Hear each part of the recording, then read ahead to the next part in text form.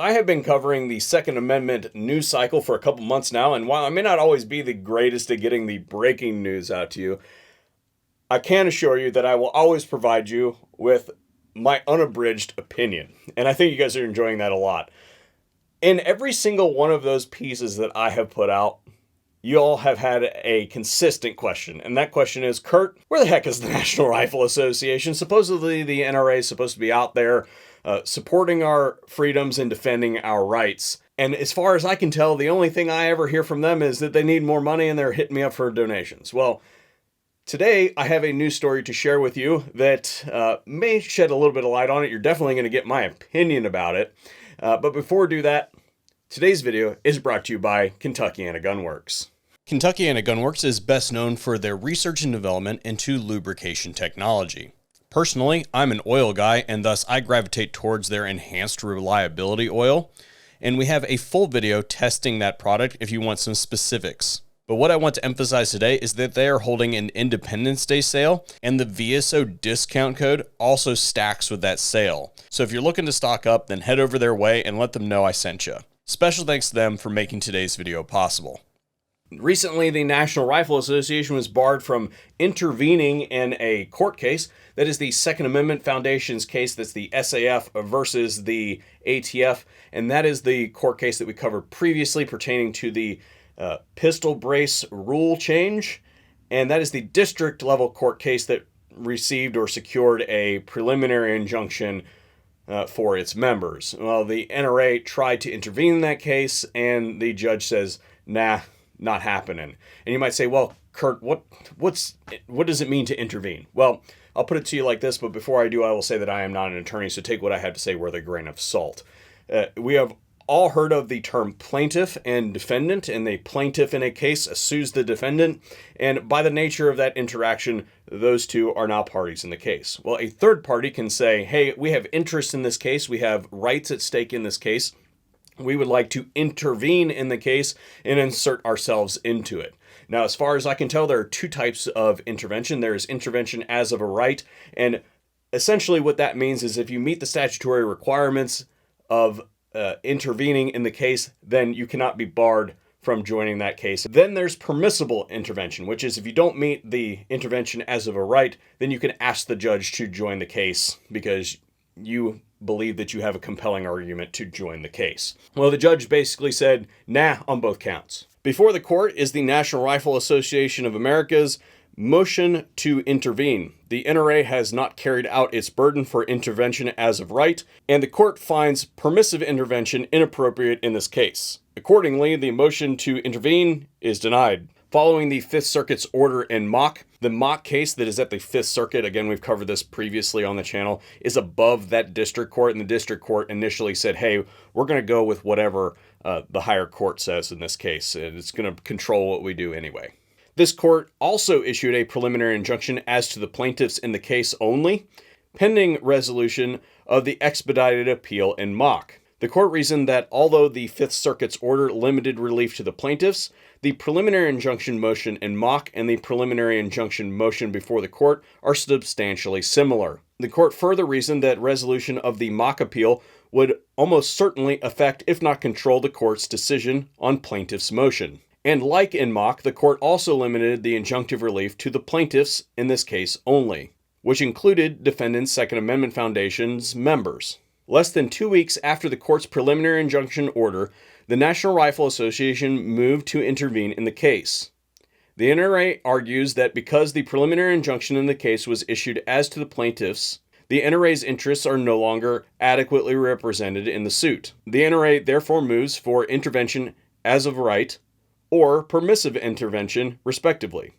Because the court finds that the NRA has not met its burden for intervention under either standard, the motion is denied. The NRA contends that it only became aware of its interest in the case after the Fifth Circuit and this court issued preliminary injunctions limited to the plaintiffs in the respective cases.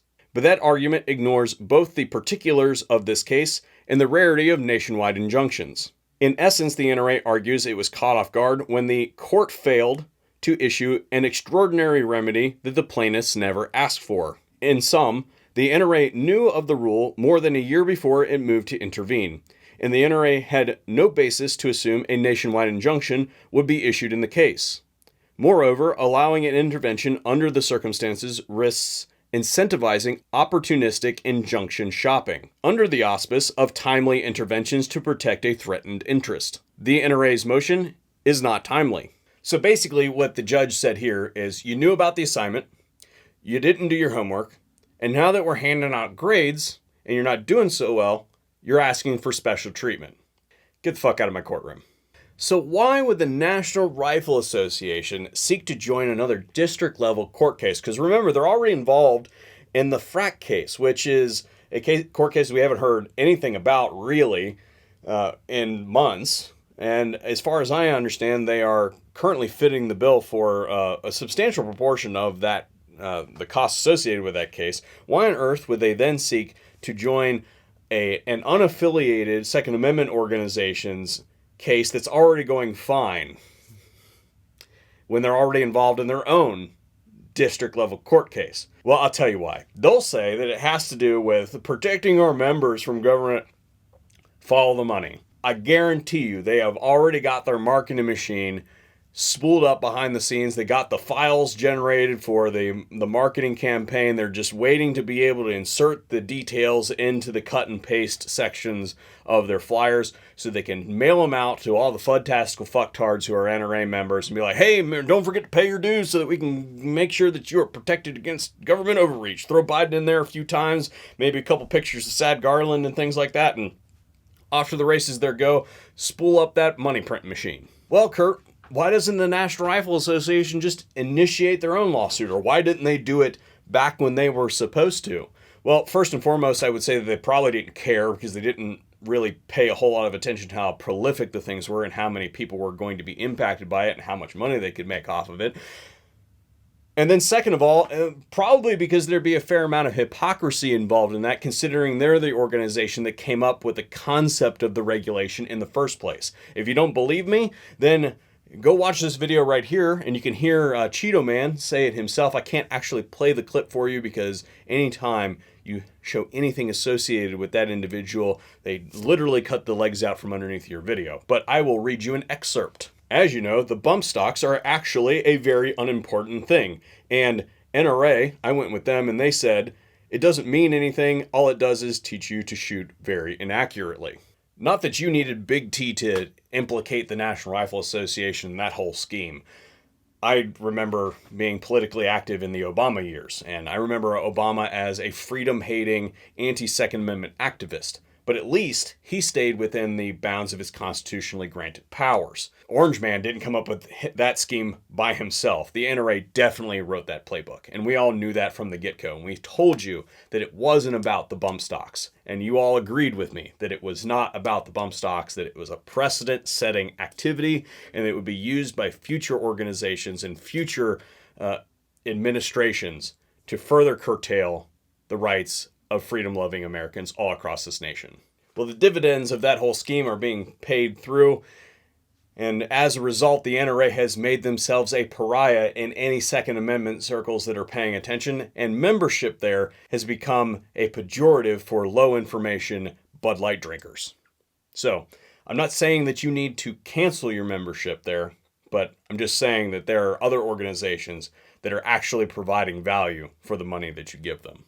And that's all I've got today. I hope that you enjoyed this video. And don't forget that we're not getting help from any of the machines around us lately. So please interact with the video in some way, particularly if you like the message in today's video, and tell your friends about the VSO Gun Channel. Thank you for watching. Hopefully we'll see you on another video soon, provided that we don't get censored.